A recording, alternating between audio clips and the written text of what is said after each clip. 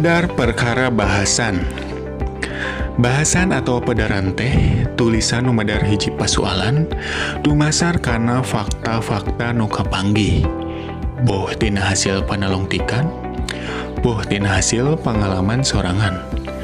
Tangtuna aya pangaweruh atau kanyaho anyar anu gede mangpaatna keur pamaca. Bahasan ngeunaan tradisi Sunda tangtu wae medar ngeunaan unak-anik tradisi di hiji masyarakat Sunda. Kayaning kagiatan istiadat, ritual budaya, atikan, pakasaban, tatanen jeung rea-rea deui. Wangun tulisan bahasan.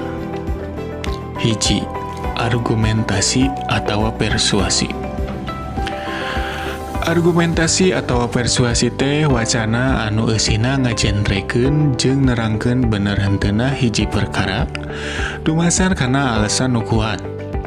Nepi ka bisa dipercaya jeung ngahudang pamaca pikeun milampah hiji pagawean.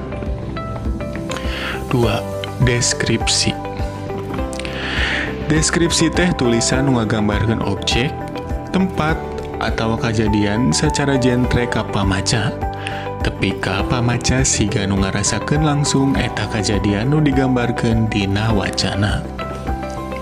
3. Narasi. Narasi teh tulisan nu nyaritakeun lumangsungna hiji kejadian ti mangsa ka mangsa kalawan ngaruntuy tur runut. 4. Eksposisi. Eksposisi teh wacana nu eusina ngajenrekeun tur medar hiji objek, prosesna, tujuanana jeung gunana.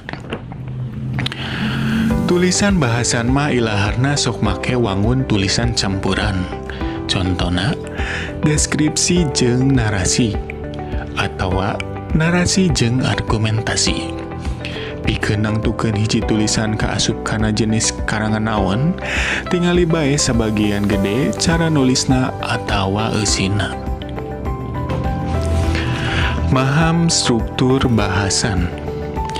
Struktur tulisan bahasan diwangun ku bubuka, eusi jeung panutup.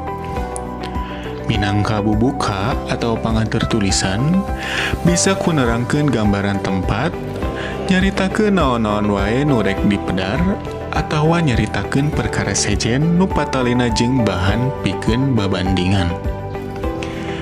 Bagian eusi mah nyaritakeun inti bahasan. Sedengkeun bagian panutup minangka pungkasan tulisan bahasan. Bisa ku kacindekan, harepan, kahareupna jeung nyaritakeun kaayaan kiwari, boh nu hade, boh nu goreng, pikeun ngirut pamaca.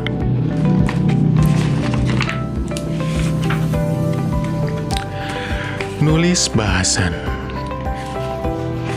Hiji, neangan ide atau ilham. Biasana sok hese neangan ide keur tulisan bahasan teh. Sabenerna mah teu kudu jauh-jauh neangan ide. Cokot we tina pengalaman pribadi atawa objek sabudeureun urang. 2. Nangtukeun jejer atawa tema. Jejer teh inti tulisan bahasan. Rea jejer nu bisa dijadikeun bahan tulisan bahasan tina kahirupan sabudeureun. Saenggeus manggih ide, urang kali mikiran perkara naon wae nu rek ditulis. Teu kudu rea teuing nu dipedar, hadena mah museur kana hal nu matak ngirut. Upama di tempat sabudeureun hidup aya tradisi budaya, boh adat istiadat, boh seni pagelaran. Nyusun rangka tulisan. Sanggeus nangtukeun jejer, jieun rangka tulisan dumasar kana struktur tulisan bahasan nu ngawengku bagian bubuka, eusi jeung panutup. Tuluy eta struktur teh karingeusian sing taliti sangkan rangkaina weweg. Bari tongpo gunakeun ejaan basa Sunda anu bener. 4. Basa nu digunakeun. Basa teh pakakas atawa alat utama dina nulis. Dina nulis bahasan ilaharna ngagunakeun basa loma. 5. Nangtukeun judul. Nangtukeun judul karangan teh hadena ku 2 atawa 3 kecap nuluyu jeung jejer.